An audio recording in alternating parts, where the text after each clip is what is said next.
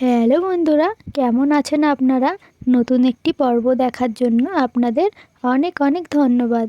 আজকের এই পর্বটি দেখার পর আপনারা আর বাড়িতে থাকা কোনো রকমের জিনিসগুলোই ফেলবেন না। আমরা সাধারণত ফুলকপি, ওলকপির ডান্ডাগুলো ফেলে দিয়ে থাকি, তবে আজকের এই রেসিপিটি দেখার পর আপনারা আর কোনো দিনই এগুলো ফেলার কথা ভাববেনই না। তার জন্য প্রথমেই আমি 3 থেকে 4টি শুঁটকি মাছ কেটে উষ্ণ গরম জলে ভিজিয়ে দিয়েছিলাম। আধা ঘন্টা পরে শুঁটকি মাছগুলিকে ভালো করে 3-4 বার জল পাল্টে পাল্টে ধুয়ে নিয়েছি। এখন আমি হাঁড়িতে দিয়ে দিচ্ছি শুঁটকি মাছগুলি, তার উপর দিয়ে দিচ্ছি পেঁয়াজ কুচি, অল্প একটু আদা রসুন বাটা, দিয়ে দিচ্ছি একটি ছোট সাইজের টমেটো, আর দিয়ে দিয়েছি কিছুটা পরিমাণ ধনেপাতা, আর দিয়েছি লঙ্কা গুঁড়ো, হলুদ গুঁড়ো আর নুন, আর একদম খাঁটি সর্ষের তেল। ব্যাস, এই কটি উপকরণই রেডি হয়ে যাবে এই রেসিপিটি। আর ভালোভাবে যেভাবে দেখিয়ে দিলাম হাত দিয়ে এইভাবে মথে মথে নিতে হবে। যত ভালো করে মথে নেবেন ততই রেসিপিটি টেস্ট বেশি হবে। এখন দেখুন পরিমাণ মতো জল দিয়ে এটিকে নোনাস করার জন্য আমি বসিয়ে দেব গ্যাসের উনুনে। দেখুন হাঁড়িটা এইভাবে ঘুরিয়ে ঘুরিয়ে ভালোভাবে নিয়ে নেবেন। আর মাটির হাঁড়ি অপশনাল, আপনারা যে কোনো পাত্রে এটি করতে পারেন, তবে আমি আজ মাটির হাঁড়িতেই দেখালাম। দেখুন এবার জলটি ফুটে এসছে, শুঁটকি মাছগুলি নোনাস করা হয়ে এসছে প্রায়। ভালো করে নেড়ে চেড়ে আরও মিনিট খানেক নোনাস করে নেব। আমার নোনাস করা হয়ে গিয়েছে। এবার এর মধ্যে দিয়ে দেব কুচনো আলু, আর দিয়ে দেব কুচনো ফুলকপির ডাঁটাগুলি।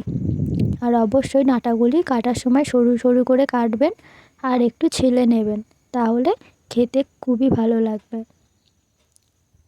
সবগুলো ডাঁটা আলু আমি দিয়ে দিচ্ছি, দিয়ে হালকা হাতে নাড়িয়ে চাড়িয়ে কষিয়ে নিতে হবে।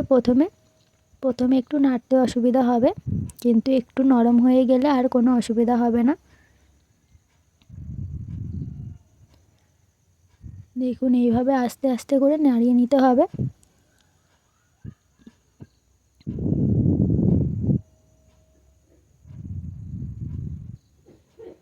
আর এই রেসিপিটি যত ভালো করে কষিয়ে নেবেন ততই খেতে টেস্ট লাগবে। অবশ্যই হাতে সময় নিয়ে ভালোভাবে অল্প আঁচে এইভাবে কষিয়ে নেবেন।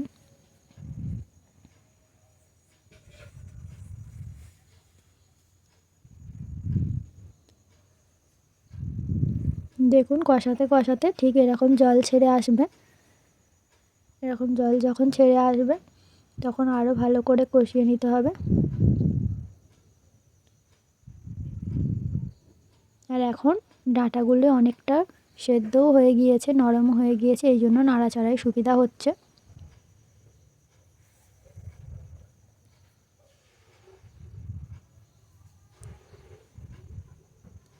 যত ভালোভাবে কষিয়ে নেবেন ততই খেতে বেশি মজা লাগবে। আর অবশ্যই আপনারা যারা যারা আমার চ্যানেলে নতুন আছেন আমার চ্যানেলটিকে সাবস্ক্রাইব করে দেবেন। দেখুন কষানো হয়ে গিয়েছে, এবার আমি পরিমাণ মতো জল দিয়ে দেবো। আর জলটা অবশ্যই একদম অল্প দেবেন, খুব বেশি জল দেওয়ার দরকার নেই। যেহেতু আমরা অনেকক্ষণ কষিয়ে নিয়েছি, এটি অটোমেটিক সিদ্ধ হয়ে গিয়েছে, এই জন্য অল্প একটু জল দেবেন। দিয়ে একদম লো আঁচে রেখে 15 থেকে 20 মিনিট ফুটিয়ে নেবেন।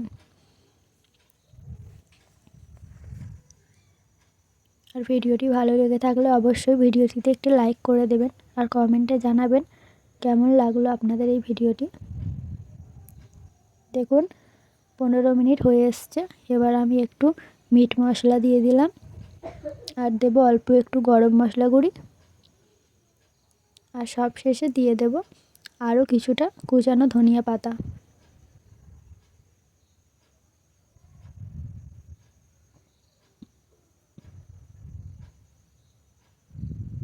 দিয়ে আবারও হালকা হাতে নাড়িয়ে চাড়িয়ে নেব। খুব বেশি নাড়াচাড়ার দরকার নেই, কেন হয়ে এসছে প্রায়। হালকা হাতে নাড়িয়ে চাড়িয়ে পরিবেশন করব। দেখুন দেখতে কতটা সুন্দর হয়েছে দেখুন।